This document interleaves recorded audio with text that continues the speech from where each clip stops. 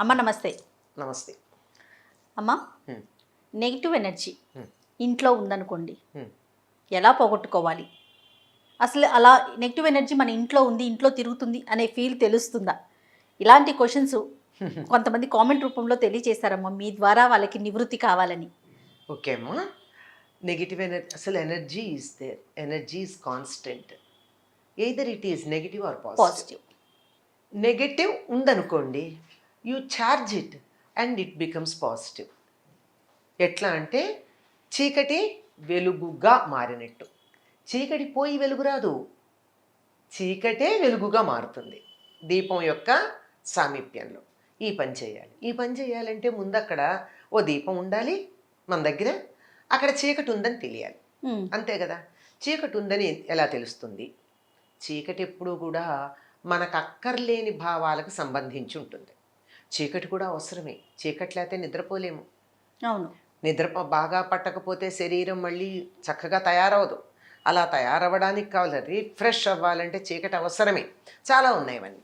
సరే, అవన్నీ ఎలా గుర్తించాలి అంటే, ఏది మనకు అక్కర్లేదో అవన్నీ జరుగుతూ ఉంటే నెగిటివ్ ఎనర్జీ ఉందని అనుకోవచ్చు.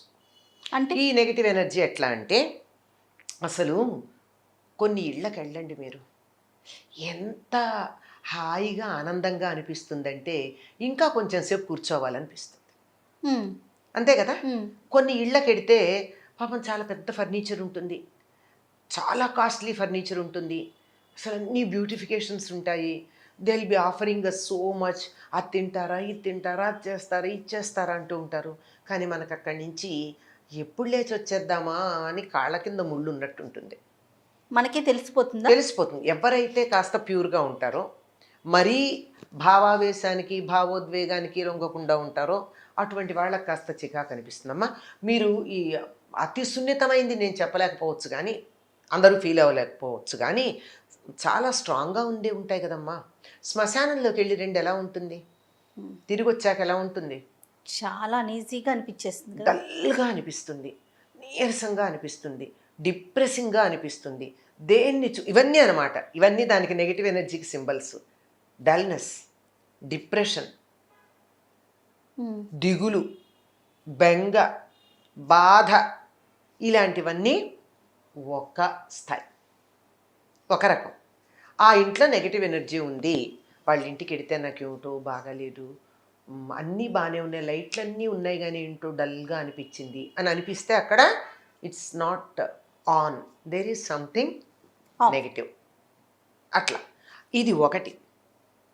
నా ఇంట్లోనే నెగిటివ్ ఎనర్జీ ఉందనుకోండి, నేను బయటికి వెడితే మాట చెప్పాను, ఇంట్లో ఉంటే గుడికి వెడితే చూడండి ఎంత హాయిగా ఉంటుందో. You will be law bubbling. ఆ ఉత్సాహం లోపల నుంచి రావాలి. ఆ ఉత్సాహం వచ్చిన చోట పాజిటివ్ ఎనర్జీ ఉన్నట్టు, ఆ ఉత్సాహం తగ్గిపోయిన చోట నెగిటివ్ ఎనర్జీ ఉన్నట్టు. ఇది బయట.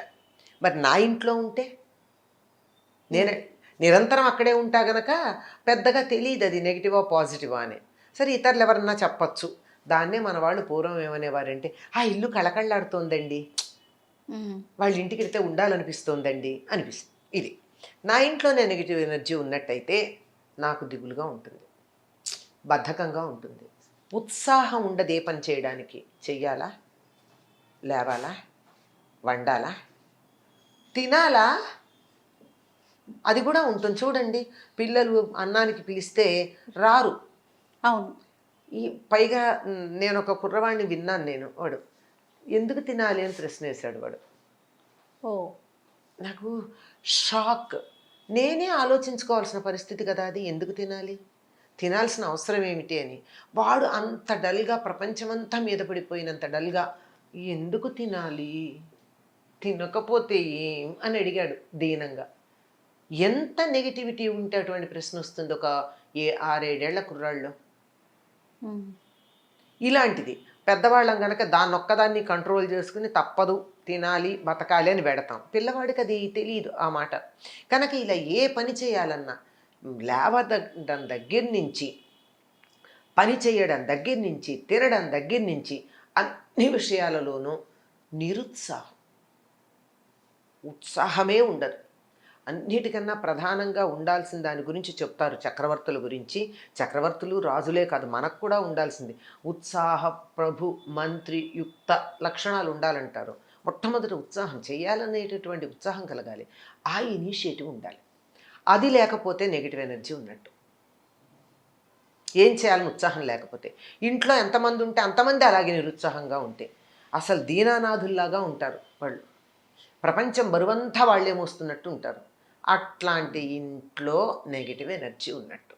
తర్వాత అలా లేకపోతే ఎవరో ఒకళ్ళు కొంచెం ప్రయత్నం చేస్తూ ఉంటే ఉత్సాహంగా ఉండడానికి, ఎందుకంటే తరచుగా బయటికి వెడుతూ ఉంటారు వాళ్ళు, ఇంట్లో ఉంటారు. అలా వెళ్ళి వస్తూ ఉంటే కాస్త ఉంటుంది. అలా గనక చేస్తూ ఉంటే ఈ ఉత్సాహంగా చేసే వాళ్ళని కిందకి లాగేయడం, ఏ పని చేద్దామన్నా వద్దనటం, ప్రతిదానికి నెగేషన్. ముందర అసలు ఇది కాదు అంటూ మొదలు పెడతారు. ఇది సరే అని ఎవరు అనరు, ఇది కాదు అంటూ మొదలు పెడతారు. అనేక రకాలైనటువంటి మానసిక వ్యాధి కారణంగా శారీరకంగా వ్యాధి వస్తుంది. ఎప్పుడు కూడా మనసులో వచ్చే తర్వాత శరీరం మీదకి వస్తుంది. అందువల్ల వాళ్ళకి ఏమిటో తెలియదు, ఏదో రోగం అంటారు, ఎప్పుడు రోగం అంటారు. హాస్పిటల్కి తీసుకెడతాం, అన్ని రకాల టెస్టులు చేస్తారు. Clinically there is no problem, but they complain of the problem every time. ఎప్పుడు చూడు నాకు కాలు నొప్పి, వేలు నొప్పి, ముక్కు నొప్పి, మూతి నొప్పి, కన్ను నొప్పి అని ఏదో ఒకటి అంటూ ఉంటారు. మళ్ళీ ఏం లోటు ఉండదు. మరి అట్లాంటిది ఏమిటి, ఎందుకు అలా అంటూ ఉంటారు అంటే, మన వాళ్ళు పూర్వకాలం ఏమనేవాళ్ళు అంటే, ఆ దెయ్యం పట్టినట్టుంది, ఏదో మాయ రోగం అనే పదం వాడేవాళ్ళు. అంటే కంటికి కనపడదా రోగం, మాయ రోగం. నిజమే. అట్లాంటి దాన్ని అటువంటి ఉన్నట్టయితే ఏ పని చేసినా పైకి రాకపోవడం, చచ్చేటి వ్యాపారం చేస్తారు, కలిసి రాదు, ఇక కుటుంబం వెనకాలే ఉంటుంది, అదే వెనకాలే ఉంటుంది. ఆఖరికి అసలు ఎక్కడ కనపడుతుందంటే ఇదంతా, ఇవన్నీ పైకి కనపడేవి. మూలం ఎక్కడుందంటే ఇంట్లో పూజ చెయ్యాలన్న ఉత్సాహం ఉండదు ఎవరికి. దేవుడికి దండం పెట్టుకోరు, ఎవరో ఒకళ్ళు బలవంతంగా పూజ చేసినా మిగిలిన వాళ్ళందరూ అసలు ఆ జోలికి రానే రారు. ఆ దేవుడి ఫోటోలో విగ్రహాలు లేకపోతే ఒక మందిరము ఏదో ఉంటాయి కదా, ఎవరి స్థాయికి వాళ్ళకి, ఎవరికి వీలుని బట్టి వాళ్ళకి, అవేవి కూడా శుభ్రంగా ఉండవు. పాడు అంటే ఓడో అన్నట్టు ఉంటాయి. అక్కడ అస్సలు ప్రధానం అక్కడుంది. ఆ ఇంటిని బాగు చేయాలని ఎవరికన్నా అనిపించింది అనుకోండి, అనిపించవచ్చు కదా, అట్లా అనిపించింది అనుకోండి, ముందర ఎక్కడ మొదలు పెట్టాలో తెలుసా, దేవుడి గదిని శుభ్రం చెయ్యాలి. ఎంత బాగా చెప్పారమ్మా. దేవుడి ఫోటోలు శుభ్రం చెయ్యాలి, ఆ పైన వంటిల్లు శుభ్రం చెయ్యాలి. మరి అక్కడ సరిగ్గా లేకపోతే అక్కడ వండినటువంటి తిండి తిన్న వాళ్ళకి మనసుకి ఆనందం ఎక్కడొస్తుంది?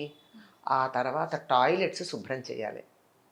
అవి నీట్గా లేకపోతే కూడా ఈ నెగిటివ్ ఎనర్జీ స్థిరోభవ వరదోభవ సుప్రసన్నోభవ అని చక్కగా మన మీద ప్రసన్నత చూపించడానికి సిద్ధంగా ఉంటుంది. Make the toilets clean.